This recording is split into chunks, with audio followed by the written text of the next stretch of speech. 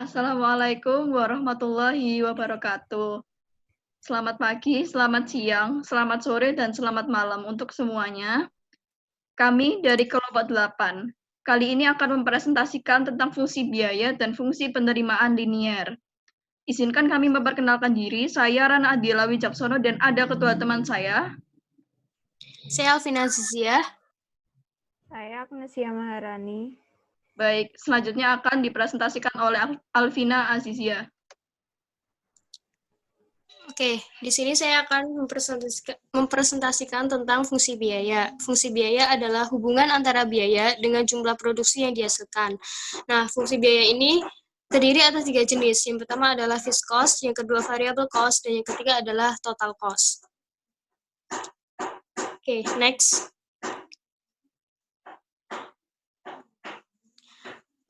Fixed cost. Fixed cost atau biaya tetap merupakan biaya yang tidak bergantung pada jumlah unit yang diproduksi.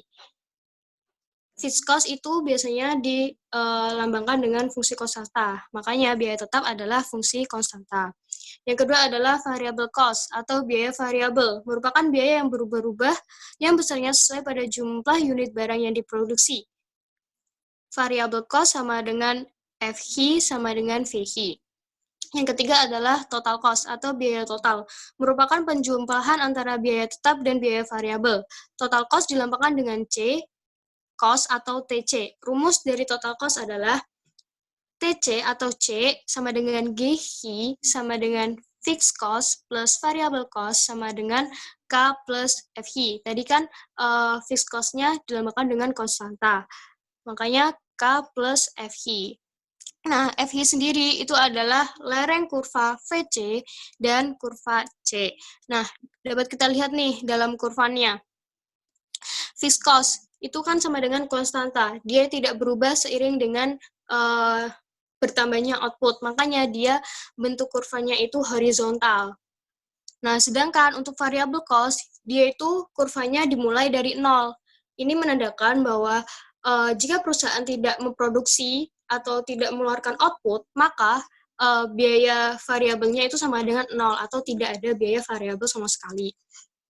Nah, lalu untuk total cost, ini dimulai dari fixed cost. Karena apa? Karena kan tadi rumusnya fixed cost plus variable cost. Nah, ketika perusahaan ini tidak memproduksi output sama sekali, tetapi dia tetap memiliki biaya tetap atau fixed cost-nya. Makanya dimulai dari fixed cost, lalu ke atas.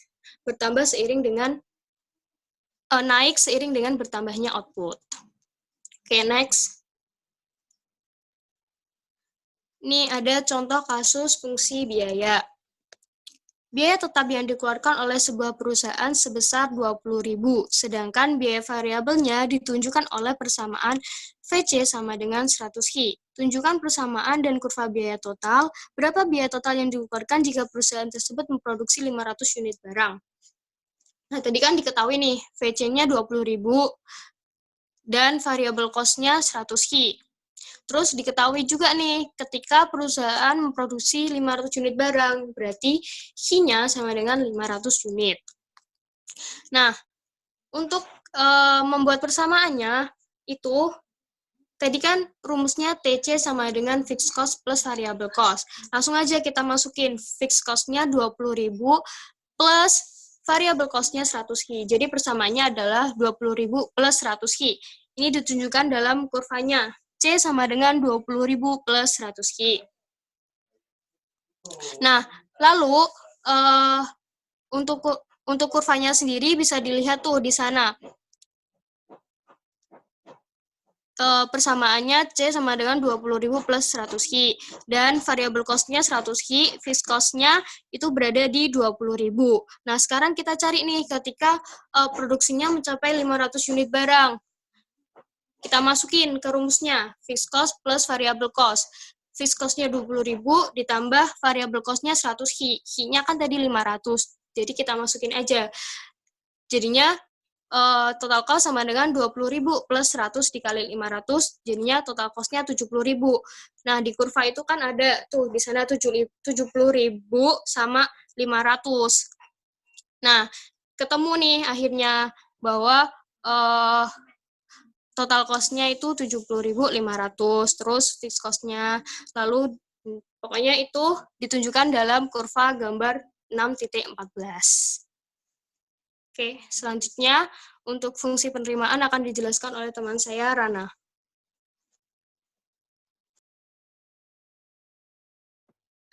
Baik, di sini saya akan menjelaskan tentang fungsi penerimaan.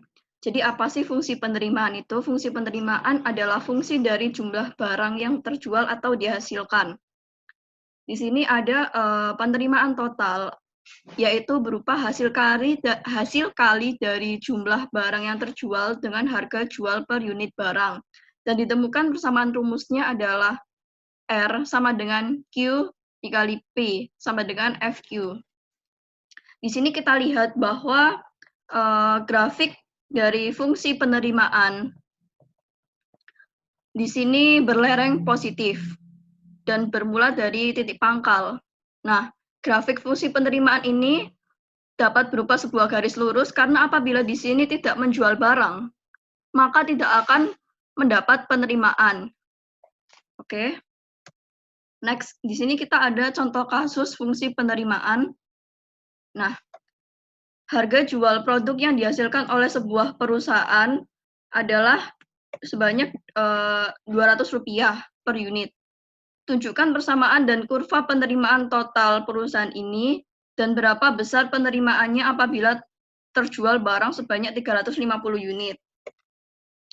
Di sini diketahui bahwa P atau jumlah atau harga jualnya tadi adalah 200 dan Q adalah 350 unit yang telah ditetapkan.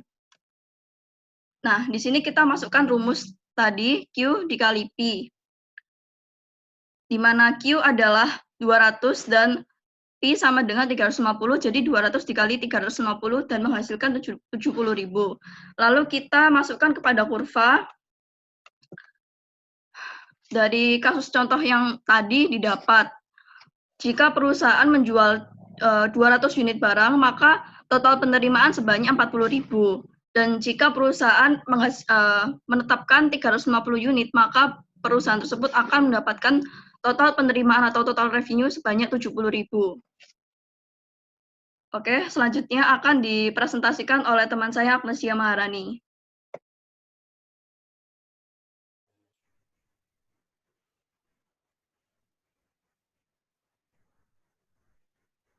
Jadi saya akan mempresentasikan tentang analisis pulang pokok.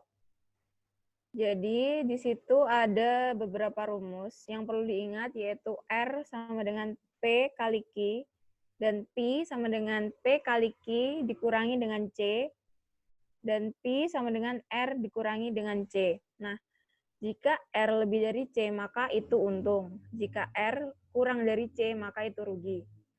Jadi dengan diketahui penerimaan total R yang diperoleh dan biaya total atau C yang dikeluarkan, dapatlah dianalisis keuangan, keuntungan atau kerugiannya. Next.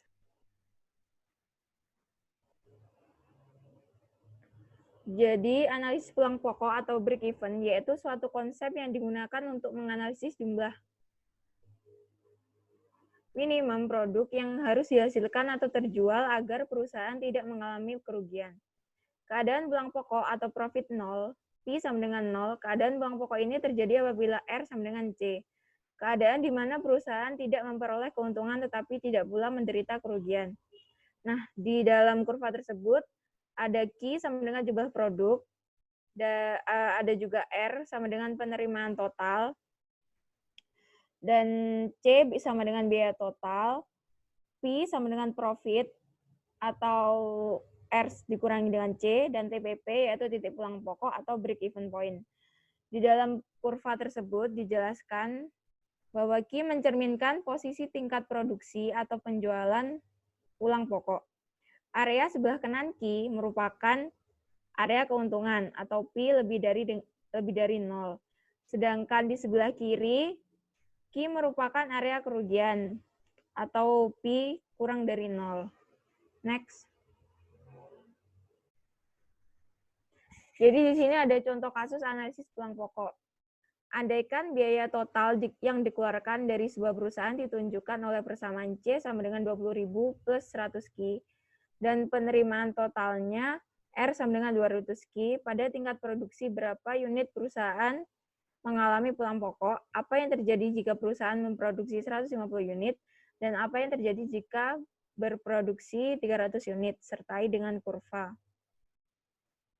Di situ diketahui C sama dengan 20.000 plus 100 Ki, R sama dengan 200 Ki, dan TPP R sama dengan C.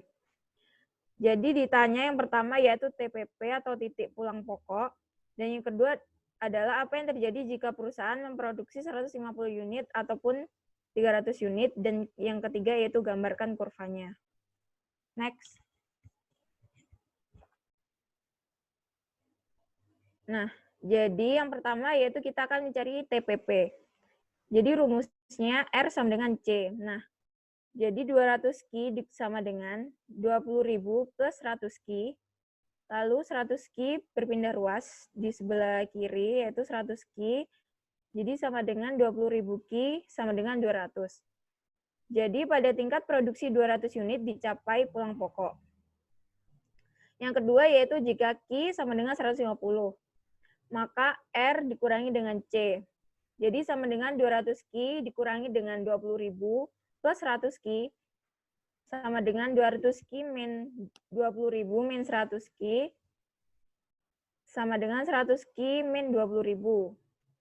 Jadi 100 dikalikan dengan Ki, tadi yang semisal yang 150, Ki yang 150, jadi dimasukin, jadi 100 dikalikan 150 minus 20.000. Jadi hasilnya min 5.000. Jadi perusahaan di sini mengalami kerugian sebesar 5.000. Yang ketiga yaitu jika Ki sama dengan 300, maka jadi rumusnya R dikurangi dengan C. Jadi sama dengan 200 Ki, R-nya tadi 200 Ki dikurangi dengan C yaitu 20.000 plus 100 Ki. Lalu 200 Ki dikurangi dengan 20.000 min 100 Ki. Dan 100 Ki min 20.000. Nah, Ki-nya kan 300. Jadi 100 dikalikan dengan 300 dikurangi dengan 20.000. Jadi hasilnya 10.000. Perusahaan mengalami keuntungan sebesar 10.000. Nah, di sebelah kanan itu ada kurva. Jadi di kurva tersebut, posisi pulang pokok terjadi pada tingkat produksi 200 unit. R dan C sama-sama sebesar 40.000. Dan pada tingkat produksi 300 unit, perusahaan memperoleh keuntungan sebesar 10.000.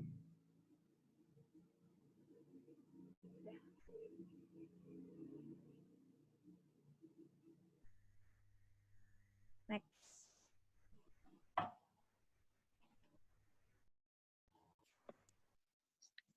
Baiklah, sekian dari presentasi kelompok 8. Apabila ada salah kata dan perbuatan, kami mohon maaf. Wassalamualaikum warahmatullahi wabarakatuh.